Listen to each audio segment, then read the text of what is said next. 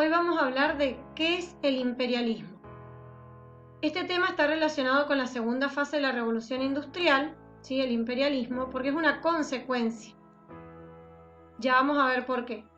Fíjense en este dibujo que acá tenemos a representantes de los distintos países industriales, ¿sí? Alemania, Inglaterra, Estados Unidos y estos continentes, África y Asia. Ahora vamos a ver por qué. El imperialismo es la relación establecida entre países que controlan o dominan a otros. Se va a dar específicamente, más o menos, aproximado, entre 1870 y 1914. Se va a caracterizar por el desarrollo de nuevas relaciones entre las potencias industriales y las demás regiones del mundo. Lo que yo les mostraba recién, las potencias industriales representadas en estos hombres, ¿sí? Con sus características, y otras regiones del mundo que en este caso van a ser Asia y África. El imperialismo de este siglo, fines del siglo XIX y principios del XX, como dice acá, se le llama informal o neocolonial, y es la influencia y predominio que una potencia ejerce sobre un país de manera económica, social y cultural.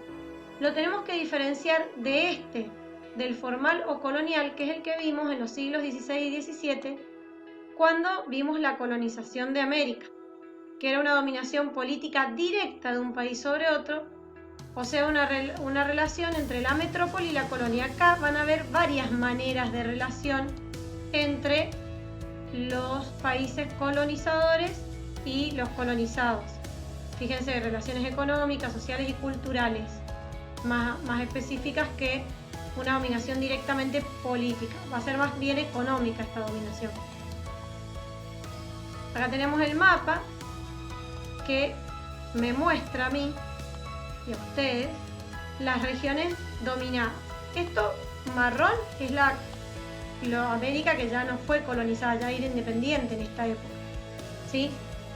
Pero esta zona, fíjense, todo esto va a ser colonia de Inglaterra, de Francia, ¿sí?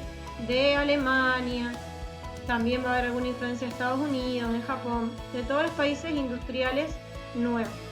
Por eso es que acá podemos leer el imperialismo de fines del siglo XIX tenía, las principales potencias eran las naciones industriales que se lanzan a ocupar territorios en Asia, África y acá también me nombra Oceanía, fíjense, que fue Inglaterra.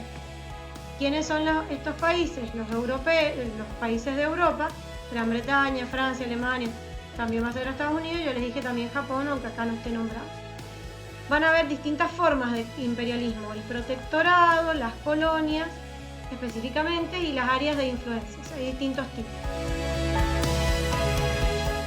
¿Por qué se produjo el imperialismo, colonialismo, neocolonialismo? Hay causas políticas, que es la idea de demostrar el poder sobre otros estados, de unos estados sobre los otros. Psicológicas, que es la superioridad del hombre blanco sobre esos territorios, ¿sí? De esos continentes, y llevar la colonización al salvaje. Es una idea de esa época, porque se consideraba que eran salvajes los de esos lugares.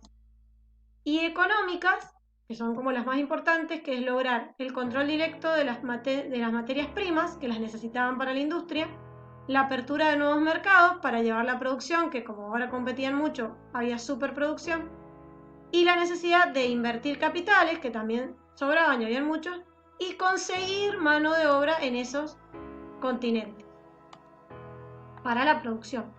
Entonces acá vemos los continentes colonizados, África, ¿sí? Y ahí tienen el mapa, y Asia, y ahí tienen el mapa.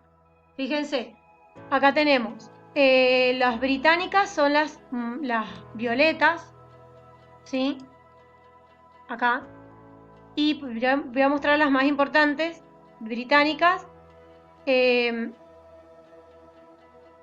Las francesas, que son las verdes, acá es menos en Asia, más en África, y las alemanas son las anaranjadas, ¿sí? Fíjense que hay más en África también y algunas acá en Asia.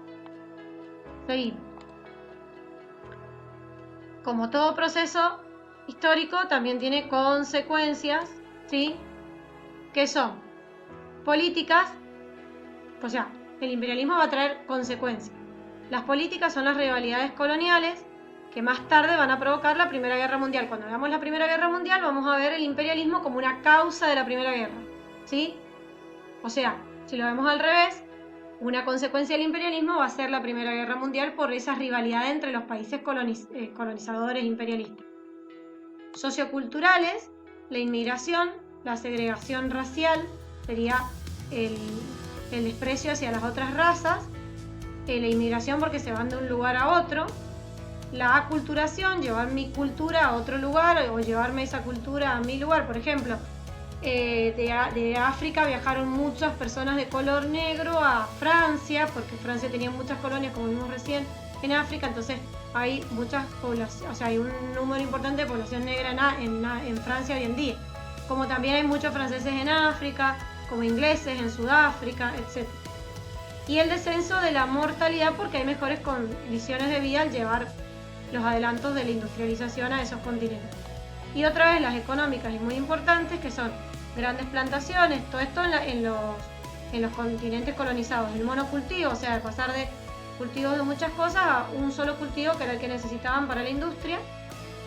Y bueno, y las colonias que van a exportar sus riquezas, se van a llevar en realidad las riquezas de las colonias, se explota la mano de obra colonial e importan, o sea, se lleva a las colonias los productos industriales. Y ahí tenemos ese mapa conceptual que yo había dividido en partes, ahí lo tienen todo, el imperialismo y lo que les expliqué recién. Bueno, eso sería todo por hoy.